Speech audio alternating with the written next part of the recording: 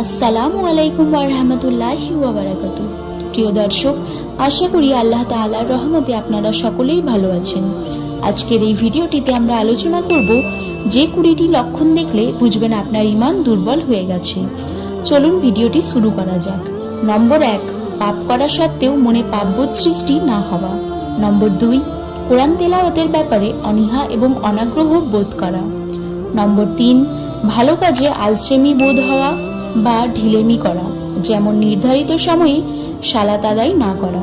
নম্বর 4, রাসূল সাল্লাল্লাহু আলাইহি ওয়াসাল্লামের সুন্নাহের অনুশীলনের ব্যাপারে অবহেলা করা। নম্বর 5, খামখেয়ালি মেজাজ, যেমন সামান্য বিষয়েই তুলকালামি করে ফেলা বা মেজাজ সবসময় খিটখিটে হয়ে থাকা ইত্যাদি। নম্বর 6, কোরআন তেলাওয়াত শুনে বিশেষ করে পাপের জন্য শাস্তি কিংবা সৎ কাজের জন্য পুরস্কারের কথা বলা হয়েছে এমন আয়াতগুলো শুনেও হৃদয়ে কোনো রকমের কোনো প্রভাব বা অনুভূতি তৈরি না হওয়া।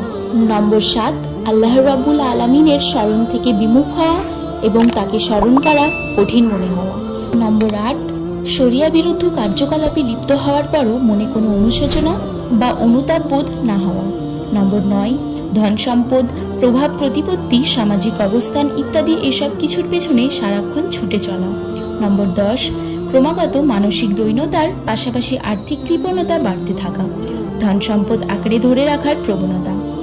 নম্বর 11, নিজে না করে অন্যকে ভালো কাজের আদেশ দেওয়া। নম্বর 12, অন্যের অবনতি ক্ষয়ক্ষতি দেখে মানসিক তৃপ্তিবোধ হওয়া। নম্বর 13, শুধু হারাম ও হালালকেই মুখ্য মনে করা, অথচ যেসব বিষয় মাকরুহ অর্থাৎ অপছন্দনীয় সেগুলোর দিকে ভ্রুক্ষেপ না করা। নম্বর 14, কেউ কোনো ভালো কাজ করলে তা নিয়ে হাসাহাসি করা, যেমন কেউ হয়তো মসজিদ ঝাড়ু দিল, যা অবশ্যই ভালো কাজ, কিন্তু কাজটি ছোট বলে তাকে নিয়ে হাসি তামাশা করা। নম্বর 15, নিজে মুসলিম হয়ে অন্য মুসলিমদের কল্যাণ সাধনের ব্যাপারে কোনোরূপ মাথা ব্যথা বা প্রচেষ্টা না থাকা। নম্বর 16, ইসলামের তথা মুসলিমদের কল্যাণ এবং উন্নতি হয় এমন বিষয়ে দায়িত্বহীনতার পরিচয় দেওয়া। নম্বর 17, বিপদে ধৈর্য ধারণ করতে না পারা, যেমন কেউ মারা গেলে উচ্চস্বরে বিলাপ করে বুক চাপড়ে কান্নাকাটি করা। নম্বর 18, কোনো দলিল প্রমাণ ছাড়াই কেবল তর্ক করতে ভালো লাগে তাই তর্ক করা।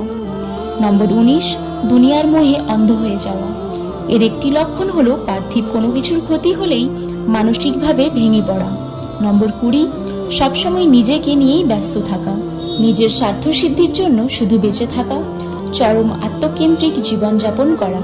মহান আল্লাহ রাব্বুল আলামিন আমাদের সকলের ঈমানকে মজবুত করে দিক, আমিন।